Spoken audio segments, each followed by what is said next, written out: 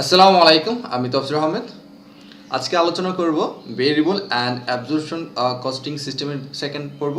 So second পর্বে আজকে আলোচনা করব, দেখাবো রিকনসিল স্টেটমেন্ট কিভাবে করতে হয়। সো রিকনসিল স্টেটমেন্ট আমরা কিভাবে করতে পারি সেটা একটা ফর্ম দেখে আসি।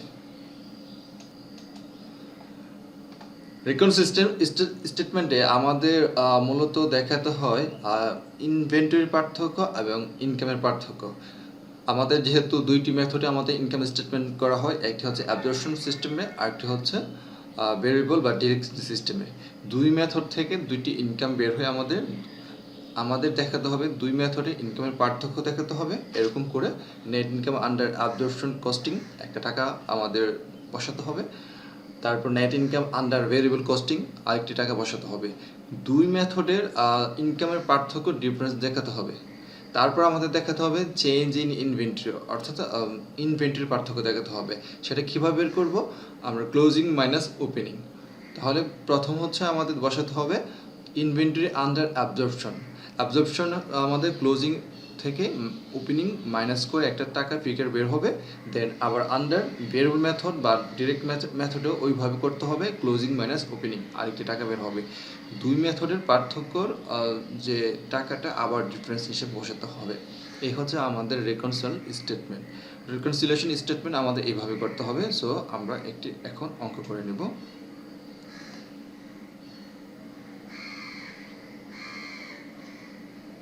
So problem 2, Ahmed Komali Limited has the following data: net operating income under absorption costing 1 lakh, net operating income under direct costing 80,000, beginning inventory value of direct costing 40,000, beginning inventory value of absorption costing 60,000, ending inventory value of direct costing 60,000, then ending inventory value of absorption costing 1 lakh. তো সেই ক্ষেত্রে আমাদের তথ্য দেওয়া আছে required reconcile the absorption costing and direct costing. So reconcile statement আমাদের বের করতে হবে। প্রথমে আমাদের ইনকামের পার্থক্য দেখাতে হবে। সো দুই মেথডে ইনকাম দেওয়া আছে আমাদের। Net operating income under absorption costing হচ্ছে 1 লাখ, আর আন্ডার ডিরেক্টিং অথবা ভেরিয়েবল একই কথা 80,000। সো রিকনসিলিয়েশন স্টেটমেন্ট আমাদের এরকম একটা কলাম করতে হবে, পার্টিকুলার টাকা দিয়ে net income under absorption costing 1 lakh, net income under variable costing 80,000। আমাদের যদি পার্থক্য দেখায় মাইনাস যদি করি তাহলে আমাদের 20,000 পেয়ে যাচ্ছে, ডিফারেন্স হচ্ছে 20,000। তারপর আমাদের চেঞ্জ ইন ইনভেন্টরি বের করতে হবে, ক্লোজিং মাইনাস ওপেনিং। প্রথমে আমাদের ইনভেন্টরি আন্ডার অ্যাবজর্পশন দেখাতে হচ্ছে। সো অ্যাবজর্পশন সিস্টেমে এন্ডিং বা ক্লোজিং একই কথা, 1 লাখ আছে বসিয়েছি। আমাদের অ্যাবজর্পশন সিস্টেমে ওপেনিং কত আছে দেখতে হবে, বিগিনিং আছে 60,000। সো 60,000 পার্থক্য হচ্ছে 40,000। এই হচ্ছে আমাদের অ্যাবজর্পশন সিস্টেমে। তারপর ইনভেন্টরি আন্ডার ভেরিয়েবল দেখাতে হবে। ইনভেন্টরি আন্ডার ভেরিয়েবল হচ্ছে আমাদের এন্ডিং আছে ভেরিয়েবল যে কথা আমাদের ডিরেক্টিং একই কথা 60,000। ইনভেন্টরি আছে বিগিনিং ইনভেন্টরি আছে 40,000, 60 মাইনাস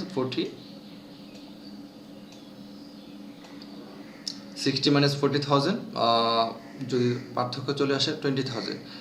দুই মেথডের ইনভেন্টরির পার্থক্য থেকে আরেকটি পার্থক্য বের করতে হবে। সো ডিফারেন্স হচ্ছে 20,000। সো ইনকামের পার্থক্য আর ইনভেন্টরি ভ্যালুর পার্থক্য যখন সমান হয়ে যাবে তখন রিকনসিল স্টেটমেন্ট আমাদের সঠিক হবে। আর যদি পার্থক্য যদি সমান না হয় বা অসমান থাকে তাহলে আমি কোথাও না কোথাও ভুল করেছি। আরও একটি অঙ্ক দেখে নেব। Problem 3, Ahmed Company Limited manufactures bicycle for the use on city street. Beginning inventory 00, that means beginning inventory নেই। Unit produced 10,000, unit sold 8,000, selling price per unit টাকা 500, manufacturing cost direct material cost per unit 120, direct labor cost per unit 140, variable manufacturing overhead per unit 50, fixed manufacturing overhead 6 lakh. Required determine the unit product cost under absorption costing. Determine the second requirement চেয়েছে determine the unit product cost under variable costing. So দুই মেথডে আমাদের cost per unit বের করতে বলেছে। So cost per unit কীভাবে বের করতে হয় সেটা আমরা প্রথম পর্বে শিখেছি, তারপর আমি টেবিলটা দেখিয়ে নিচ্ছি কীভাবে করতে হয়। এই হচ্ছে আমাদের কস্ট পার ইউনিট বের করার table. So calculation of cost per unit under absorption and variable costing system. So absorption আমাদের মেথডে আমাদের দেখাতে হবে 4টি আইটেম, আর ভেরিয়েবল কস্টিং বা ডিরেক্ট কস্টিং সিস্টেমে আমাদের দেখাতে হবে 3টি item. So direct material cost per unit আমাদের উভয় মেথডে যাবে, ডিরেক্ট লেবার পার ইউনিট যাবে উভয় মেথডে, ভেরিয়েবল ওভারহেড উভয় মেথডে। শুধুমাত্র পার্থক্য হচ্ছে fixed factory overhead per unit শুধুমাত্র অ্যাবজর্পশন মেথডে যাবে। So fixed factory overhead per unit আমাদের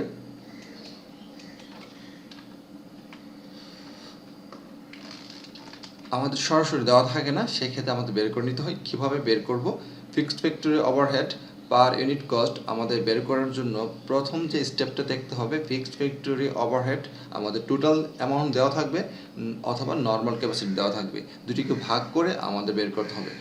যখন নর্মাল ক্যাপাসিটি যদি না থাকে তাহলে আমাদের দেখতে হবে ম্যাক্সিমাম ক্যাপাসিটি আছে কিনা, তখন ম্যাক্সিমাম ক্যাপাসিটি দিয়ে ভাগ করতে হবে ফিক্সড ফ্যাক্টরি ওভারহেড টোটালকে। যদি ওইটাও যদি না থাকে তাহলে আমাদের দেখতে হবে প্রোডাকশন ইউনিট আছে কিনা। সো প্রোডাকশন ইউনিট দিয়ে ভাগ করতে হবে ফিক্সড ফ্যাক্টরি ওভারহেডকে। সো আমাদের ফিক্সড ফ্যাক্টরি ওভারহেড সরাসরি দেওয়া থাকবে না, আমাদের বের করে নিতে হবে যে কোনো একভাবে। যদি নর্মাল ক্যাপাসিটি থাকে নর্মাল ক্যাপাসিটি দিয়ে টোটালকে ভাগ করব, অথবা দেখতে হবে ম্যাক্সিমাম ক্যাপাসিটি আছে কিনা, তাও যদি না থাকে প্রোডাকশন ইউনিট আছে কিনা সেটা দেখতে হবে। সো আমরা এইভাবে করব। তাহলে আমি ধরে নিচ্ছি অ্যাবজর্পশন মেথডে 4টি আইটেম যাবে আর ভেরিয়েবল কস্টিং সিস্টেমে 3টি আইটেম যাবে। সো আমরা প্র্যাকটিক্যাল অঙ্কতে দেখি।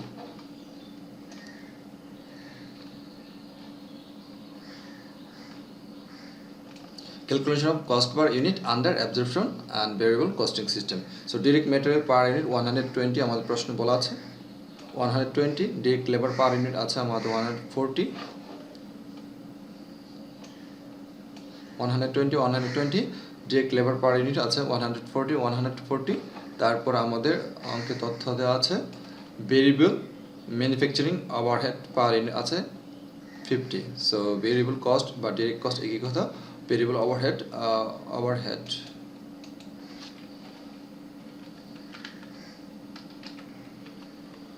পার ইউনিট 50 উভয় মেথডে আছে।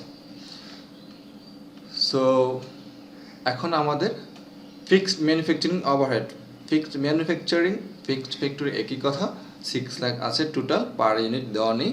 সো পার ইউনিট বের করে নিতে হবে। আমাদের দেখতে হবে নর্মাল ক্যাপাসিটি আছে কিনা, আমাদের নেই। ম্যাক্সিমাম ক্যাপাসিটি আছে কিনা, তাও আমাদের নেই। কিন্তু ইউনিট প্রডিউসড 10,000 ইউনিট আছে, সেটা আমাদের জানা আছে। তখন আমার 6 লাখকে 10,000 দিয়ে ভাগ করলে আমরা পেয়ে যাচ্ছি 60 per unit. Fixed factory overhead per unit 6 lakh ভাগ 10,000, তাহলে আমরা পেয়ে যাচ্ছি 60। এই 3টি আইটেম যোগ করলে আমি টোটাল কস্ট পার ইউনিট পেয়ে যাচ্ছি 310, আর 4টি আইটেম যোগ করলে পেয়ে যাচ্ছি 370। সো অলওয়েজ ভেরিয়েবল বা ডাইরেক্ট কস্টিং থেকে অ্যাবজর্পশন কস্টিং মেথডে একটু কস্ট পার ইউনিট বেশি হয়, কেননা এখানে এক্সট্রা একটি খরচ যাচ্ছে। আশা করি বুঝতে পেরেছেন আজকের লেসনটি।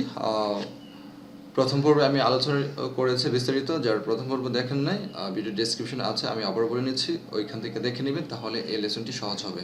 এতক্ষণ সাথে থাকার জন্য ধন্যবাদ। পরবর্তী কোন টপিকের উপর ভিডিও তৈরি করতে পারে আপনার কমেন্টে জানাবেন।